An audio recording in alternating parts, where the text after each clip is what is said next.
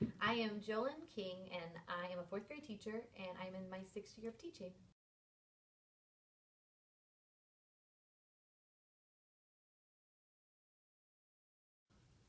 The most valuable thing I took away from my student teaching experience was to not be afraid to fail. I think when I first went into it, I was just a perfectionist by nature, and it's the way I wanted to be.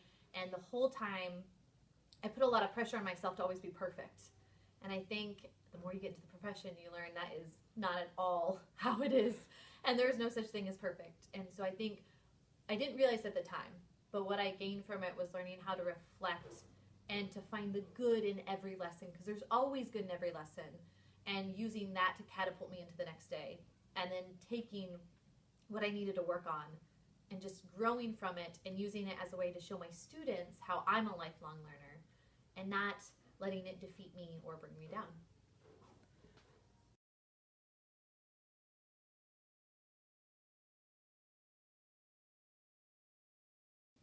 I think communication is the most important thing when it comes to working with your cooperating teacher. I think a lot of times it's so easy when you're student teaching to feel this pressure of not wanting to ask a dumb question, or feeling like you're not comfortable being open with them. But I think the most important thing to remember is your cooperating teacher has been there and knows exactly how you feel. And so never be afraid to ask a question. Never be afraid to ask for help, because they want to be there for you. And they want you to ask those things. And don't let any fear of what they might think stop you from doing that. Because they know great teachers ask for help. And if you're not asking for help as a teacher, no matter how long you've been in the profession, then you're not doing everything you could to help your kids. So I think not being afraid to ask. Definitely, as much as you can, be proactive to have everything ready ahead of time. So as much as you can send them information so they can look over your plans, they will love that. That is fantastic. And then the last thing, one thing that we've done is we have a notebook that we use that it's just a way for us to communicate. In the middle of a lesson, sometimes you'll get a question that you want to ask, but you can't ask it right then. Or maybe as your cooperating teacher is observing you, and they have a few things they want to ask too. So it's just a notebook that's just kind of ongoing whenever you're in the middle of the classroom and you can't ask right then. So I think that would be a great way to communicate better.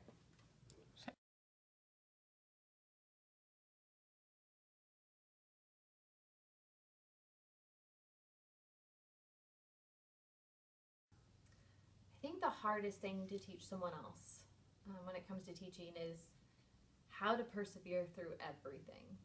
And I think when you come into the classroom and you have a great day, and the next day you come in and the kids act in a way that you're thinking, what just happened? And you feel like you have no management at all. It's how to not let that defeat you and to come back the next day even stronger and more prepared. And I think the most important thing you can do as a teacher and as a student teacher is you have to find a way to stay positive through it all. And you have to be able to not be defensive about your imperfections.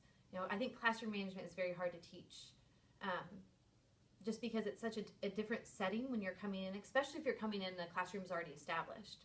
And so you can give people tips, but I think a lot of times as a teacher, if you're not willing to be open to listen to suggestions, it's very hard.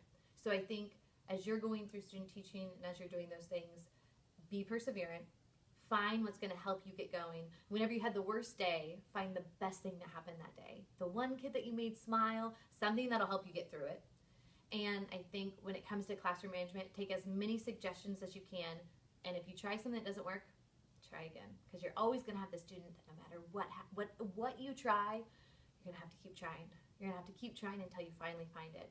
And it's hard to stick with it, but it's worth it. Okay.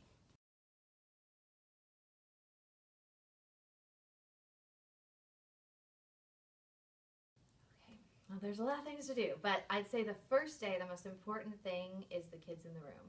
It is your day to build your rapport with them. It's your day to show them who you are as a learner, who you are as a person.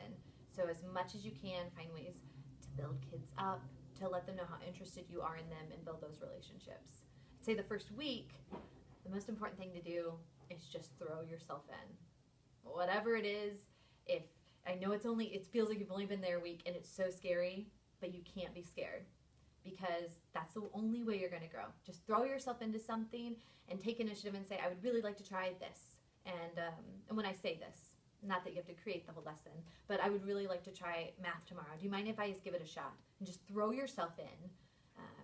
Don't hold back at all. In the first month, I would say the most important thing to do is as you're working with your cooperative teacher and you're starting to plan out what you're taking over, is I think it would be great to take a lesson or resources that they provide it with and make it your own. I think it's a good time to really start trusting yourself as a teacher and trying out new things and showing how fearless you are, because I really hope for everyone that they have a cooperating teacher who would encourage that, because that's how we make great things happen.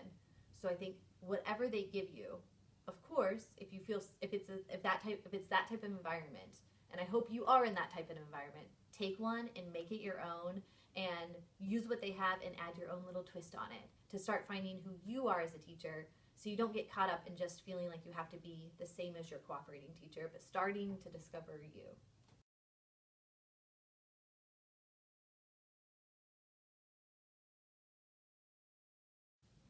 I think definitely let your excitement help carry you through. Hold on to that and harness it even in the times where, things get a little bit tougher. Because part of teaching is there's lots of ups and downs. But I think if I look back on my student teaching, if I could go back and redo it all, is one, which we did address this already, but do not be afraid to just throw yourself out there. I think it's such a great quality, and I know people want to hire people who are moldable and for people who want to learn and will try new things. So I think definitely try not to be too hard on yourself, because it's really easy to do as a teacher. There's always something more we could do. So try and capitalize on those positive things.